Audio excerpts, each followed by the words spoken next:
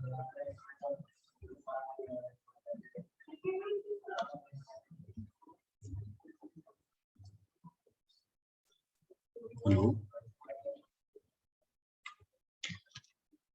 Hello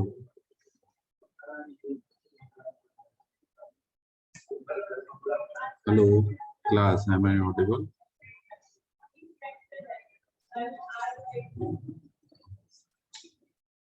Yes, sir.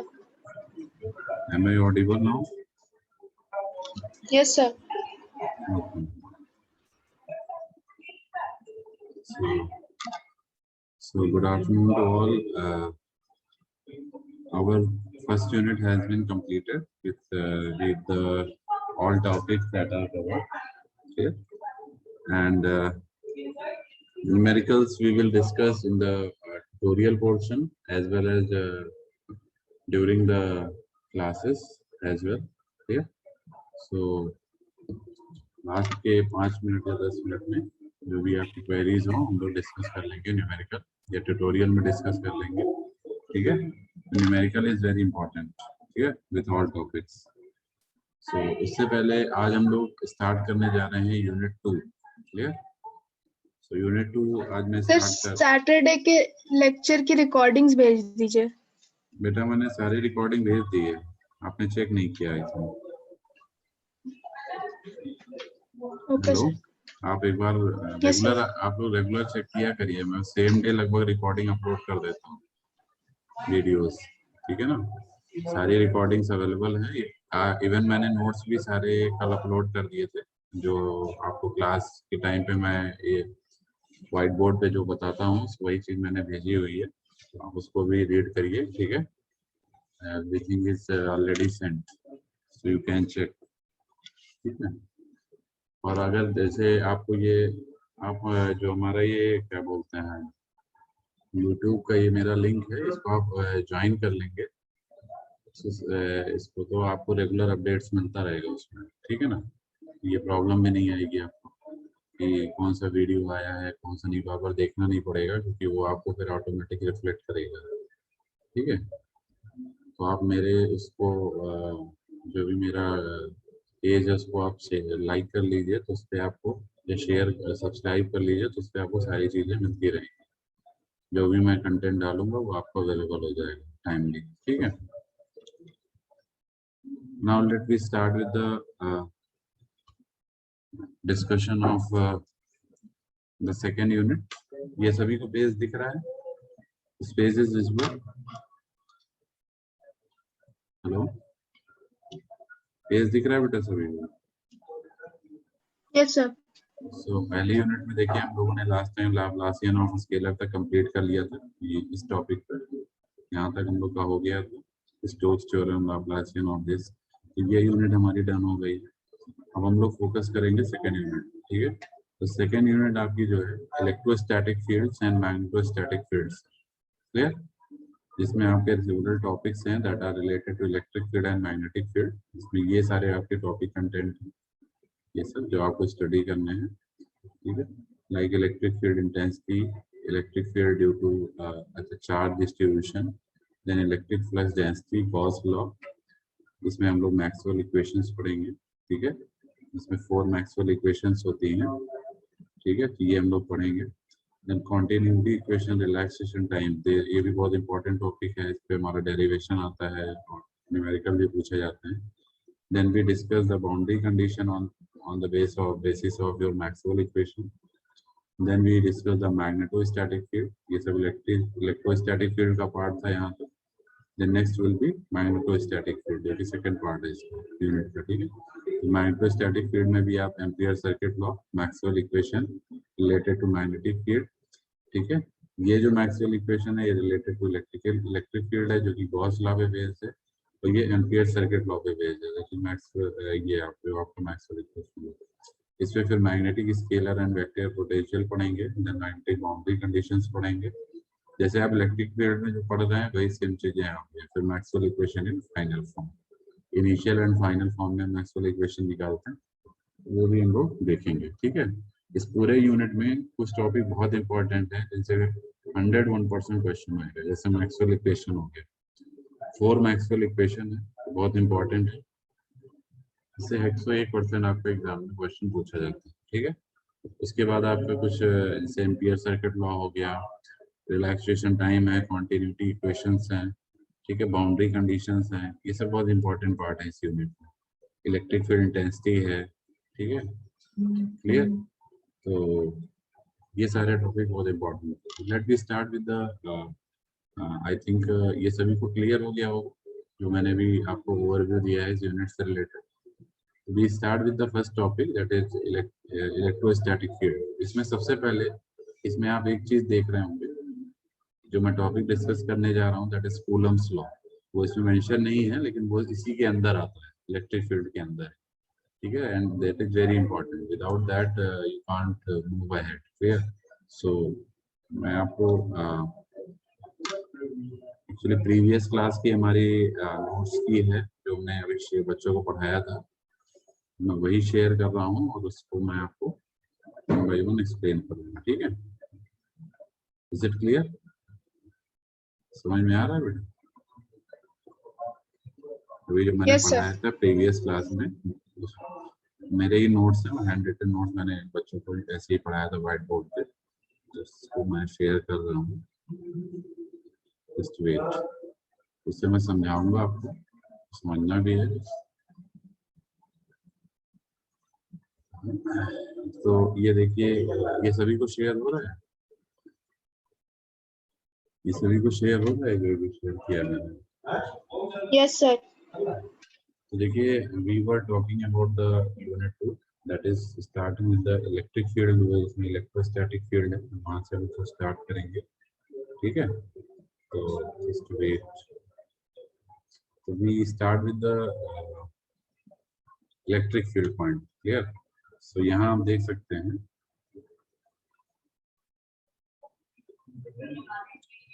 यहाँ पे जो मैं बात कर रहा हूँ आपसे, okay, this is your unit 2। इसमें हम लोग कूलम्स लॉ से स्टार्ट करेंगे। We will start with the Coulomb's law, that is under the category of electrostatic field, that is under the category of electrostatics, clear. So सबसे पहले इसमें जो main important topic है वो कूलम्स लॉ है, clear.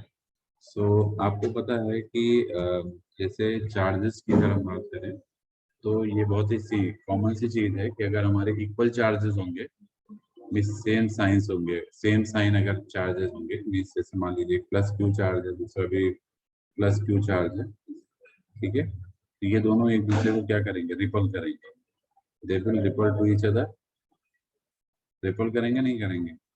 अगर मान लीजिए अपोजिट चार्ज है, एक प्लस क्यू है दूसरा माइनस क्यू है, ये दूसरे को अट्रैक्ट करेंगे, ठीक है। तो ये कॉन्सेप्ट यहाँ पे फॉलो होगा। तो मान लीजिए दो हमारे पास सिमिलर या डिसिमिलर चार्जेस हैं, that are placed at some distance, that are placed at some distance। तो डिस्टेंस मान लीजिए हमने एक स्मॉल आर डिस्टेंस ले लिया, ये देख सकते हैं, ये डायग्राम दिख रहा होगा सभी को, this diagram you can see, we have a charge plus q1 and we have a charge minus q2, here they are placed at some distance, ठीक है। तो डिस्टेंस कौन सी है, स्मॉल आर है, ठीक है। तो एक चार्ज दूसरे की वजह से फोर्स एक्सर्ट करेगा आपके ऊपर। Are you getting my point? One charge will exert a force by the another charge, clear. ये जो फोर्स है दैट इज एफ, इस एफ को हम लोग जो बोलते हैं वो कूलम्स फोर्स है, ठीक है। यही हम लोग निकालते हैं इसमें, means suppose we have a two test charges placed on the edges of the rod, the boundaries of the rod, clear, a corner of the rod, clear. So they will exert a force on each other, they will exert a force upon each other, that force is known as Coulomb's force, and the both charges are separated at a distance of r, clear, with each other. So the force that will exerted by the charge with respect to another charge, that will be what, this force will be F, and that will be directly proportional to what, the individual charge magnitude, means what, जैसे plus q1 हो गया and minus q2 हो गया, ठीक है। तो ये directly proportional हो जाएगा इंडिविजुअल चार्ज के and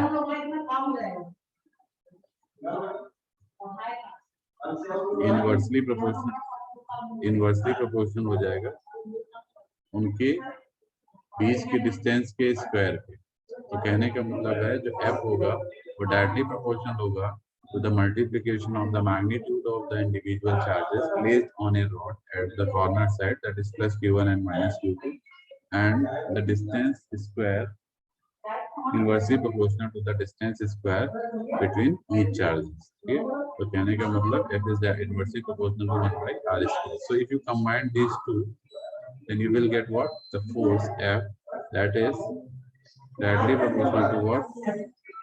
Plus Q1 minus Q2 upon R square. ठीक, अब आप प्रोपोर्शनलिटी साइन जब हटाएंगे एक कांस्टेंट यहाँ पे ऐड हो जाएगा इस प्रोपोर्शनलिटी साइन के प्लेस पे, that will be what 1 upon 4 pi epsilon naught.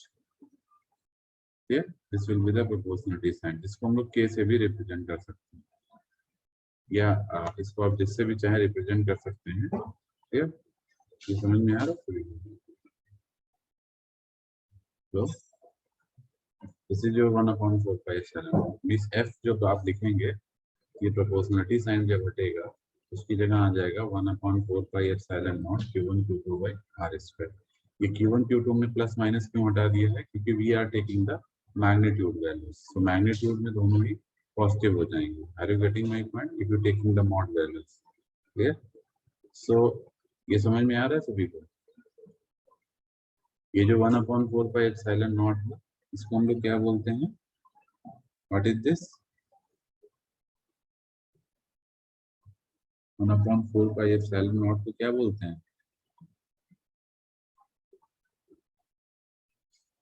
Class इसको प्रोपोर्शनलिटी कांस्टेंट बोलते हैं. और इसकी वैल्यू किस पे डिपेंड करती है? It's value depend upon the medium between charges and units used for charge, distance and force. Clear? ठीक है, क्लियर हो रहा है सभी को? ये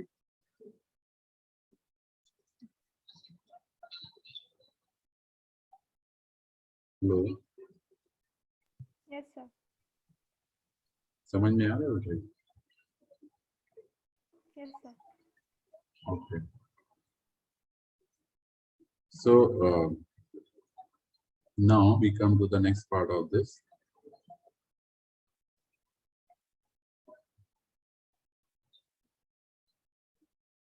Okay. Now, what is the next part of this? So इसकी यूनिट की अगर हम बात करें तो चूंकि फोर्स की यूनिट आपको पता है क्या होगा. What will be the unit of force? Force की यूनिट क्या होगी? न्यूटन. न्यूटन होगी ना यहाँ पे फोर्स की यूनिट. ये फोर्स जो है ये आपका न्यूटन होगा इसका यूनिट. तो this will be the Newton. Clear? And what about this? अगर हम बात करें तो ये हमारा 1/4 pi epsilon naught की यूनिट क्या होगी? ये कैसे निकालेंगे? What is the unit of 1/4 pi epsilon naught? बताइए. देखिए force is your 1/4 pi epsilon naught.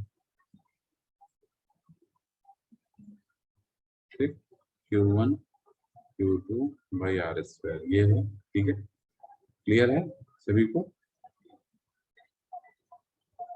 Hello, this is clear to all of you? This is your force. Clear? ये मैंने बताया फोर्स की यूनिट न्यूटन है. ठीक है, तो आपको अगर इसकी यूनिट निकालनी है तो आपको क्या करना है? इस पूरे टर्म को उठा के इधर ले आना है. ठीक है, तो क्या हो जाएगा ये? आप इसको ऐसे भी लिख सकते हैं 1/4 pi epsilon naught is equal to what? f into r square upon q1 q2. Clear? तो अब आप देखिए f की यूनिट न्यूटन हो गया, force is newton, r is distance, तो डिस्टेंस की यूनिट हो जाएगी metre square upon q1 q2. q is charge, तो चार्ज की यूनिट कूलम होती है तो कूलम स्क्वायर हो जाएगा नीचे. तो कहने का मतलब है 1/4 pi epsilon naught का जो यूनिट हो जाएगा न्यूटन मीटर स्क्वायर पर कूलम स्क्वायर हो जाएगा. ठीक है, क्लियर? जहाँ पे एप्सिलॉन नॉट क्या है? What is epsilon not? Permittivity. Epsilon not क्या है? Permittivity of what? Air. This is the permittivity of air.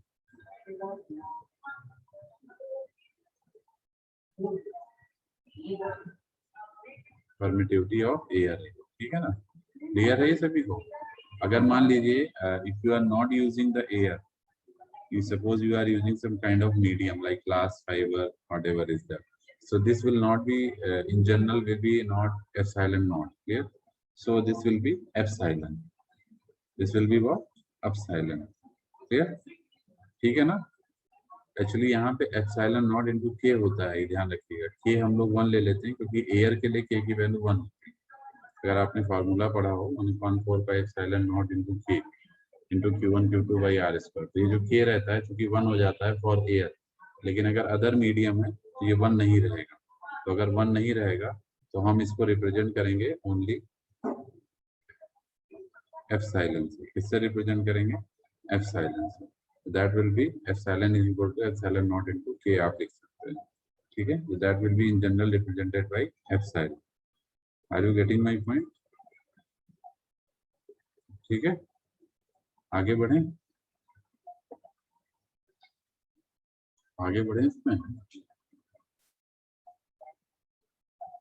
Hello, yes sir, हाँ आगे बढ़िए सर। यहाँ तो समझ में आ गया इसमें।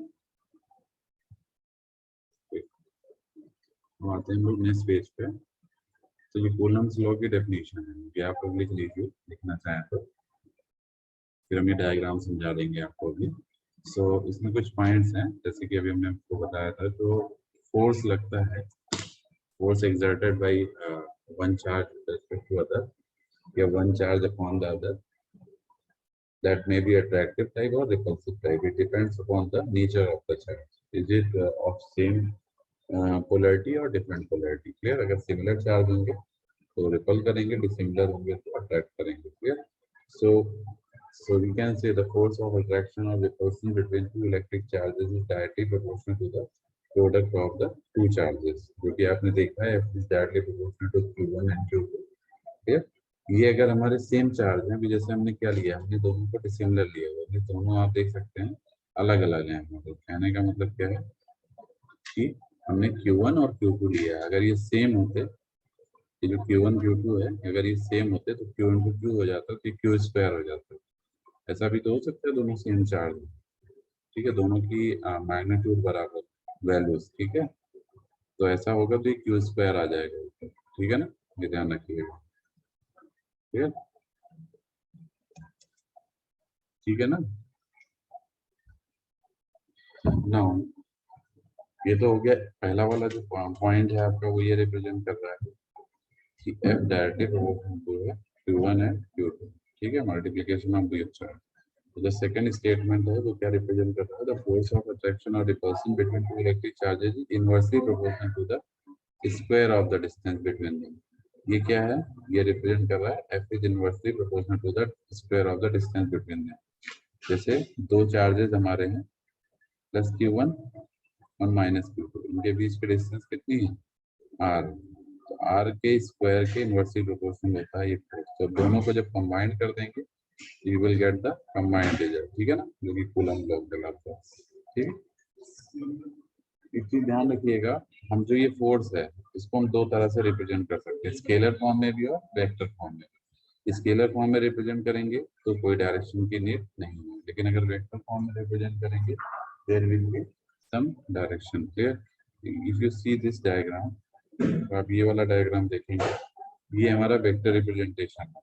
क्लियर? इसमें हमने क्या किया हुआ है, एक पॉइंट वो लिया हुआ है, ठीक है, इस तरह से समझ लीजिए, जैसे वेक्टर एडिशन आप लोगों ने पढ़ा होगा, वेक्टर एडिशन आप सभी लोगों ने पढ़ा होगा। इसमें आप लोग क्या करते हैं, दो वेक्टर ए और बी हैं हमारे, जैसे मान लीजिए एक वेक्टर ए है और एक वेक्टर हमारा ये बी है, ठीक है, तो दोनों का रिजल्टेंट क्या होता है, ये होता है, that is C, C is equal to A plus B, ये पढ़ा होगा आप लोगों ने। ठीक है, तो वही चीज हम क्या करेंगे, यहाँ पे भी फॉलो करेंगे। तो हम यहाँ पे क्या कर रहे हैं, what we are taking it, vector representation में हमने देखा कि हमारे पास एक पॉइंट O है, just we have taken a point O, इस O पॉइंट से, ठीक है,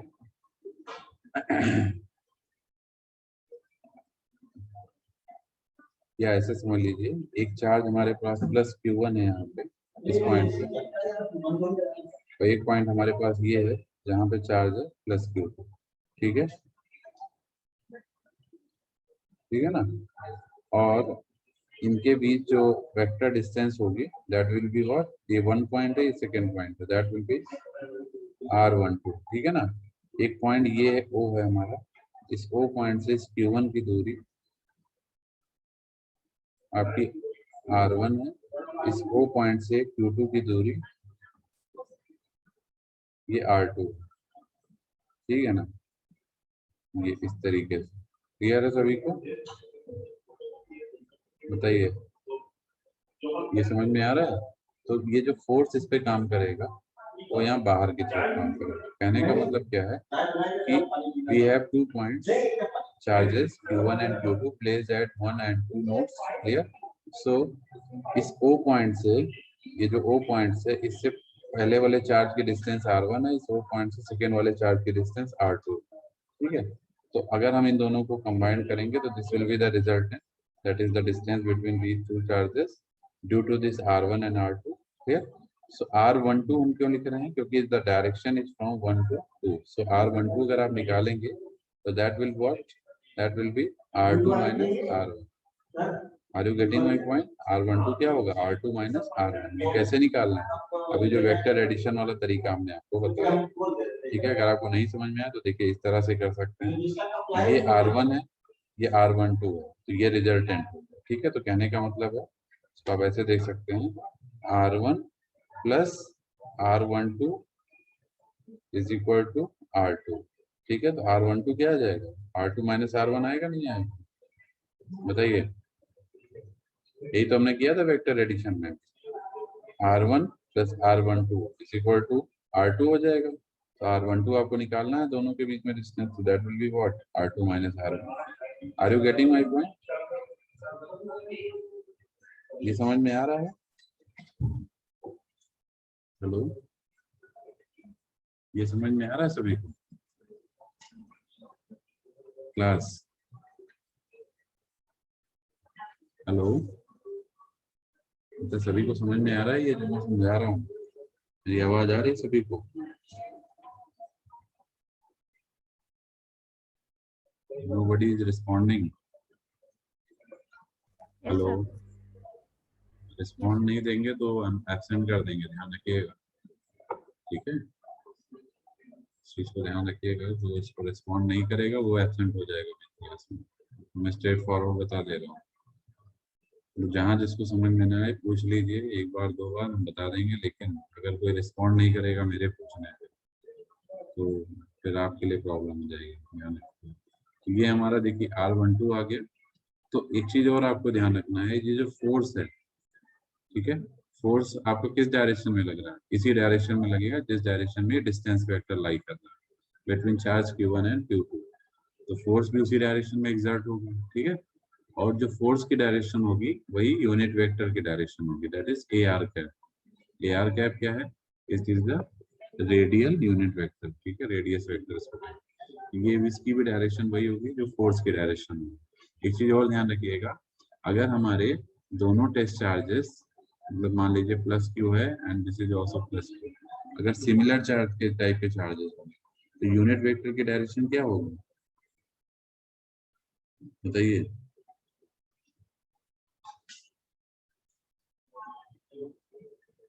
कोई बताएगा इसमें,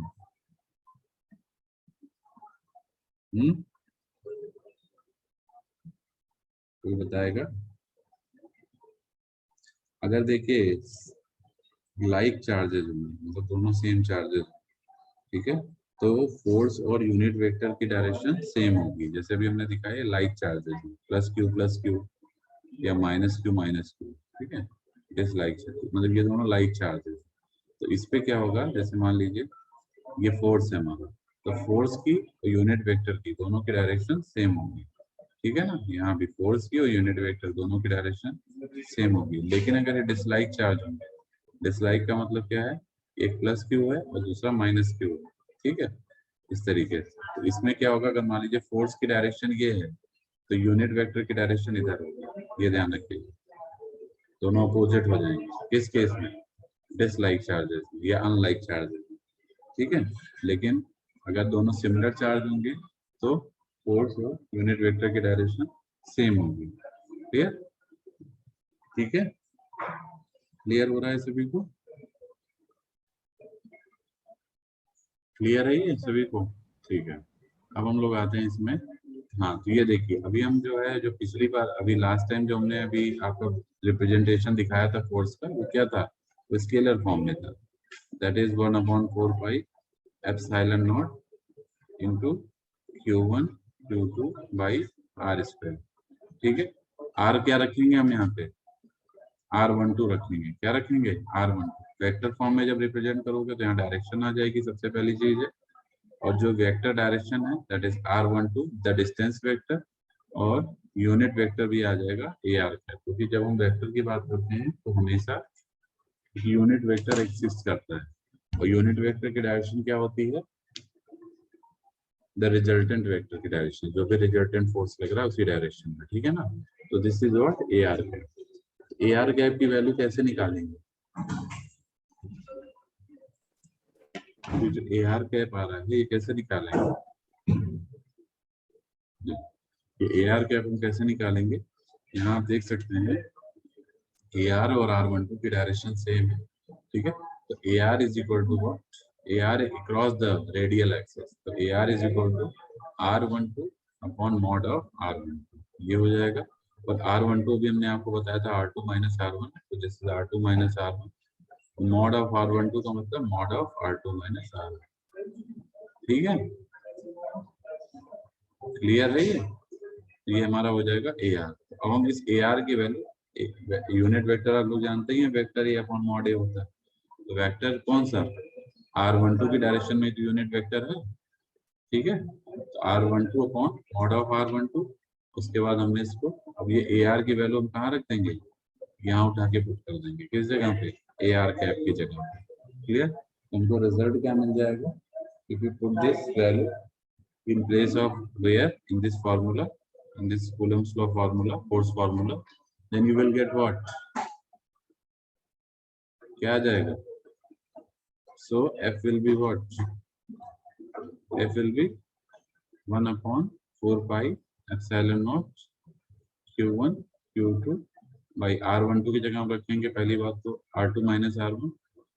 ठीक है, ये मॉड में ही रख देंगे क्योंकि मॉड वैल्यू है, ये आपका R2 माइनस R1। ठीक, और यहाँ पे AR की जगह आ जाएगा R2 माइनस R1 और mod of R2 minus R1 का होल स्क्वायर। होल स्क्वायर क्यों लिख रहे हैं? नहीं सॉरी, होल स्क्वायर नहीं होगा, केवल R2 माइनस R1 ही तो रहेगा। R2 AR की वैल्यू क्या? R2 minus R1 upon mod of R2 minus R1, तो ये हो गया AR। ठीक है, हाँ यहाँ पे स्क्वायर होगा, ये ध्यान रखिए, ये स्क्वायर छूट गया है, यहाँ स्क्वायर होगा, यहाँ पे भी स्क्वायर होगा। ठीक है, R12 का स्क्वायर होगा ना नीचे, क्योंकि डिस्टेंस के तो स्क्वायर के इनवर्सली प्रोपोर्शनल होता है, यहाँ स्क्वायर होगा, लेकिन ये ऐसे ही रहेगा। अब आप इसको जो है जब सॉल्व करेंगे, this will give you 1/4 pi epsilon not Q1 Q2 into R2 minus R1 upon what? क्या हो जाएगा? इस पूरे का क्या?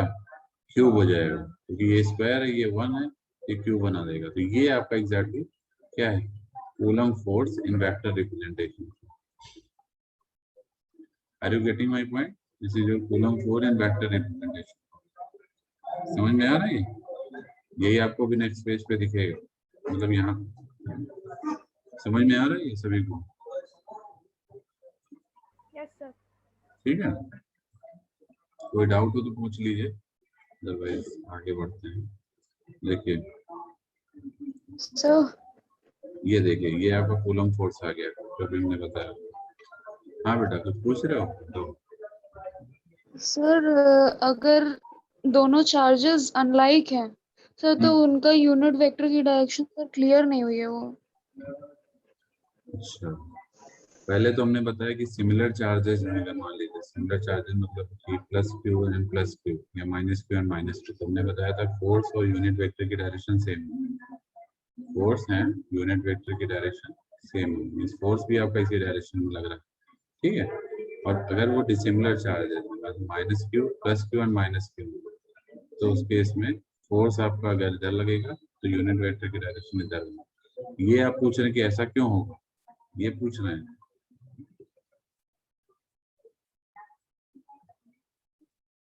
हेलो, यस सर, वही। नहीं क्या नहीं समझ में आया बेटा, इन दोनों को, दोनों नहीं समझ में आया या एक नहीं समझ में आया? सर जो अनलाइक चार्जेस हैं उस केस में, सर सही है। जैसे अनलाइक चार्जेस हैं तो ये दोनों एक दूसरे को अट्रैक्ट करेंगे, तो सर हाँ तो ट्रैक करेंगे बेटा। दूसरा जो पहला वाला, सर जो पहला वाला चार्ज होगा, सर उसी डायरेक्शन में क्यों ये यूनिट वेक्टर जा रहा है, दूसरे वाले के डायरेक्शन में क्यों नहीं जा रहा? तो ये जो है ये अपोजिट क्यों जा रहा है, इस डायरेक्शन में क्यों नहीं जा रहा है? Yes sir. देखो ऐसा है कि जैसे यूनिट वेक्टर क्या होता है, what is the unit vector? Unit vector होता है जो हमारा, जैसे मान लीजिए ये हमारी सरफेस है फॉर एग्जाम्पल, ठीक है।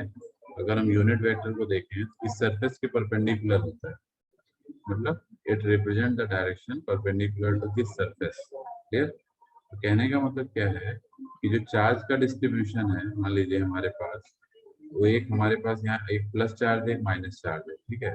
तो जो force of field force create होगा वो किधर क्रिएट होगा, प्लस से माइनस की तरफ।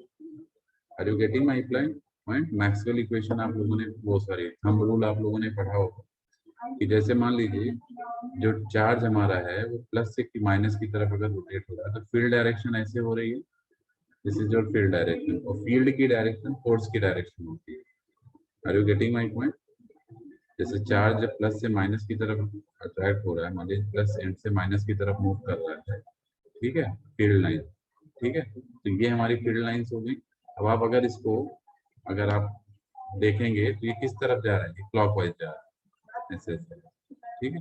तो फील्ड तो आपका ऐसे जा रहा है, लेकिन जो डायरेक्शन है वेक्टर डायरेक्शन वो क्या होगी, क्लॉकवाइज में। जो थंब जाएगा आपका, अगर आप क्लॉकवाइज रोटेट करेंगे तो थंब आपका किधर जाएगा, नीचे की तरफ, ठीक है, नीचे की तरफ जाएगा। तो कहने का मतलब क्या है कि ये जो फोर्स लग रहा है ये फोर्स आपका राइट साइड लग रहा है, मीन्स ये पॉजिटिव डायरेक्शन है, ठीक है। लेकिन जो ये ए आर है वो नेगेटिव डायरेक्शन है, क्योंकि वो डाउनवर्ड है। फोर्स तो आपका क्लॉकवाइज हो गया, मीन्स पॉजिटिव डायरेक्शन में, लेकिन जो यूनिट वेक्टर है वो नेगेटिव डायरेक्शन में डाउनवर्ड है। That's why they are opposite in nature, इसीलिए अपोजिट है। लेकिन अगर आप इसकी बात करेंगे सिमिलर वाला, तो सिमिलर में क्या होगा कि दोनों की डायरेक्शन सेम रहेगी, दोनों की डायरेक्शन सेम रहेगी, क्योंकि फोर्स जो वो जो है यूनिट वेक्टर है तो फोर्स है वो आपका दोनों एक ही तरफ ऐड करेगा, that is upward direction, that is upward direction, ठीक है ना, क्लियर है? यस इस वजह, क्योंकि ये फील्ड लाइंस की वजह से है, जो फोर्स होता है वो एग्जैक्टली तो फील्ड लाइंस को रिप्रेजेंट करता है। Is equal to F by Q आप लोगों ने पढ़ा होगा, ठीक है। तो जो इलेक्ट्रिक फील्ड होती है, अभी आगे हम बताएंगे इलेक्ट्रिक फील्ड लाइंस, ये एफ बाई क्यू होती है। तो कहने का मतलब है जो इलेक्ट्रिक फील्ड लाइंस है वो फील्ड के डायरेक्टली प्रोपोर्शनल या फोर्स के डायरेक्टली प्रोपोर्शनल। तो जब फोर्स की डायरेक्शन हो गई वही इलेक्ट्रिक फील्ड की डायरेक्शन, ठीक है ना। तो अगर हमारा फोर्स कोई लेफ्ट से राइट डायरेक्शन में जा रहा है तो इलेक्ट्रिक फील्ड भी उसी डायरेक्शन में होगा, ठीक है ना। कुछ समझ में आया या नहीं आया, जो बताया मैंने थोड़ा। यस। ओके, तो नेक्स्ट पे आते हैं। हाँ, तो मैं बात कर रहा था, ये देखिए हमारा फोर्स आ गया, coulomb force 1/4 Q1 Q2 by. अब ये यूनिट वेक्टर की हमने वैल्यू रख दिया था, जो अभी हमने पीछे बताया था आपको करके खुद ही, तो यही रिजल्ट आया था हमारे पास, है ना। R2 - R1 upon mod of R2 - R1 का होल क्यूब, ठीक है। अब ये हमने देखिए यहाँ पे रिप्रेजेंट किया है, जो ये यूनिट वेक्टर होता है is in the direction of line joining the two charges, जो भी हमने आपको बताया था, ठीक है, अपोजिट एंड जो भी है, ये देखिए force and unit vector opposite direction में है, यहाँ पे सेम डायरेक्शन में, ये कॉन्सेप्ट मैं आपको ऑलरेडी बता चुका हूँ, ठीक है। Now we come to the next part of this.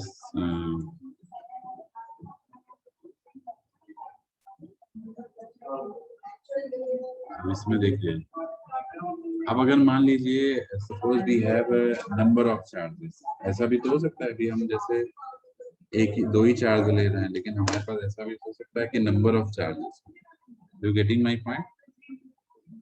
अगर आपके पास नंबर ऑफ चार्जेस हैं, मान लीजिए Q1 Q2 Q3 up to Qn तक, जो कि किसी एक मतलब हम किसी पॉइंट पे लोकेट कर रहे हैं, located at points with position vector R1 R2 R3 and Rn। जैसे मान लीजिए, क्या मैं बताना चाह रहा हूँ इसमें, जैसे मान लीजिए हमारे पास नंबर ऑफ चार्जेस हैं, let there be n charges,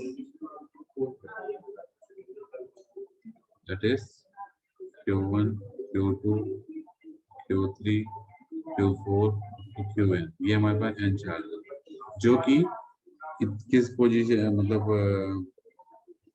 located at A point position vector, तो किसी पॉइंट पे लोकेटेड है जिनके पोजीशन वेक्टर्स क्या हैं, R1, ये R2 पे है, ये R3 पे है, और ये Rn पे है, ठीक है।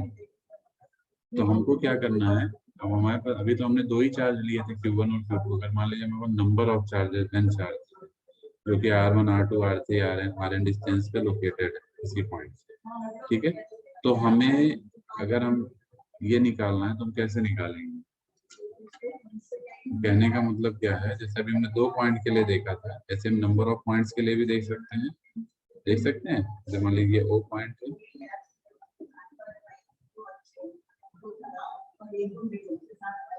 ये हमारा R1 है, ठीक है,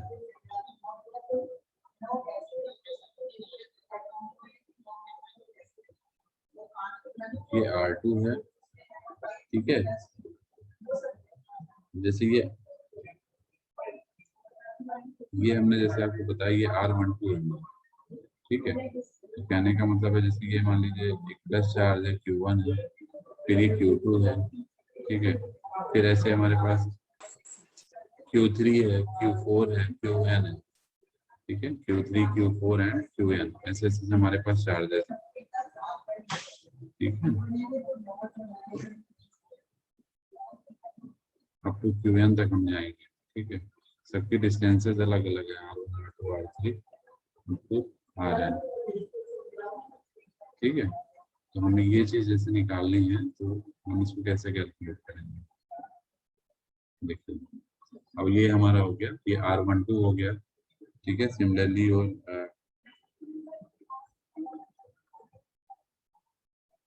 या आप एक काम भी कर सकते हैं, जैसे हम ये अभी ये सारे पॉइंट्स को एक पॉइंट से कनेक्ट कर सकते हैं, जैसे मान लीजिए हम R जो हमारा है कॉमन रेडियल एक्सिस है, ठीक है ना, सबको हम R से कनेक्ट कर रहे हैं, ठीक। तो ये अभी हमने फॉर एग्जांपल आपको ये डायग्राम बताया है, ऐसे ही आप जो है कॉमन रेडियल एक्सिस R ले लीजिए, उससे सबको R1 R2 R3 R4 R9 तक कंपेयर करके, ठीक है। तो कहने का मतलब क्या है कि अगर हम निकालें इसमें that we have n number of charges, तो हमें क्या मिल जाएगा, देखिए जो फोर्स मिलेगा that will be 1/4 by epsilon naught Q1, पहला चार्ज Q तो फिक्स ही रहेगा, क्योंकि एक पॉइंट चार्ज हमने फिक्स कर लिया, उसके रेस्पेक्ट में हम देख रहे हैं। दूसरा हमारा Q1 है, फिर Q2 है, फिर Q3 है, फिर Q4 है, तो एक पॉइंट तो ये फिक्स हो गया, इसके रेस्पेक्ट में Q1 देख रहे हैं, इसके रेस्पेक्ट में Q2 देख रहे हैं, इसके रेस्पेक्ट में Q3 देख रहे हैं, तो Qn तक जा रहे हैं, ठीक है। तो ये हमारा Q है, क्योंकि R डिस्टेंस पे लोकेटेड है, ठीक है, 4 पॉइंट्स है। तो अब अगर आप देखेंगे, ये देखिए Q से Q1 देख लिया, Q से Q2 देख लिया, Q से Q3 देख लिया, Q से Q4 देख, Q से Qn तक देख लिया, ठीक है। इस तरह से हम देखेंगे। तो ये हमारा हो गया ये डिस्टेंस, ये डिस्टेंस, ये डिस्टेंस और ये डिस्टेंस और ये डिस्टेंस, क्लियर? हम ये कैसे निकालेंगे? जैसे ये तो आर फिक्स है, आर से R1 डिस्टेंस के लिए अगर देखेंगे ये आपका R1 हो जाएगा, तो ये जो डिस्टेंस हो जाएगी ये क्या हो जाएगी? आर आर बताइए क्या हो जाएगा ये? This is R - R1